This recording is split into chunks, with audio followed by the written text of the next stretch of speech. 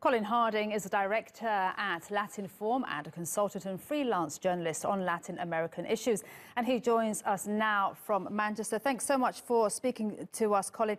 Now, what is the significance of this victory by López Obrador, a seeming victory? Be a confirmation pretty soon, and the two other candidates have already conceded and in fact have congratulated him, which is pretty unusual in Mexico for that to be done so quickly and for the result not to be contested. So I think it's definitely going to go ahead. Well, it turns the Mexican political system on its head.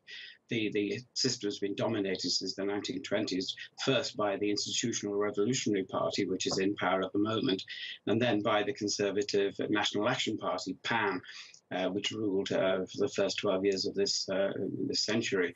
They're now out, and López Obrador presented himself very much as the anti-system candidate. He was going to sweep away a system which practically everybody in Mexico regards as inefficient, corrupt, hopeless, which hasn't tackled the country's problems, hasn't served the interests of the majority of the people. That's what López Obrador, in a sort of semi-religious sort of way, says he's going to be the savior of the country who is going to put things right. Okay, Colin, let's talk internationally now. We've just heard President Trump congratulating López Obrador. And what impact do you think that his potential, let's call it potential victory, will have on U.S. migration policies and, of course, how Mexico deals with Central American migrants? Hot topics right now, as we know. Well, we'll have to wait and see. I mean, that is very much to be determined. Of course, President Trump has been very statesmanlike. He's congratulated López Obrador on his victory, and he said looks forward to working with him in the interests of both countries. But of course, we know that their visions are rather different. And López Obrador said that he's going to do more to defend the interests of Mexicans in the United States, and there are many millions of them. He hasn't talked about the issue of Central American migrants arriving at the US border, which is a big problem for Mexico, and of course it has caused all kinds of ructions in recent times. But he is going to have to deal with that, and of course there are frictions.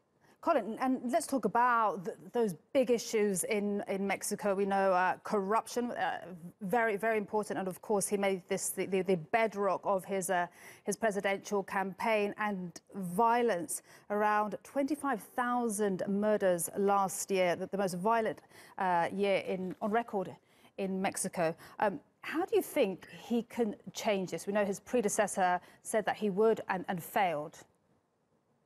Well, yes, exactly. That is part of the great disappointment in the present government. And Enrique Peña Nieto, the current president, came in a young, good-looking new broom, in a way, who said he was going to tackle these problems. And in fact, the body count has gone up during his period in office. López Obrador says he's going to try a different approach. Of course, the whole drug issue has been sort of militarized in recent years in Mexico. They've used the armed forces to tackle the drug cartels, and of course the body count has gone up, and the violence has not gone down at all. He says he's going to try a rather gentler approach. Remains to be seen what that will involve. But he has put a great deal of emphasis on helping the poor more. This has been a theme of his entire political career, that he's going to give preference to Mexico's poor, and there are many, many millions of them. So he's going to govern, he says, in the interests of all Mexicans, but particularly giving preference to the poor. And if he can tackle those social issues, violence may improve. Colin, thank you so much. That was Colin Harding for us, director at Latin Forum.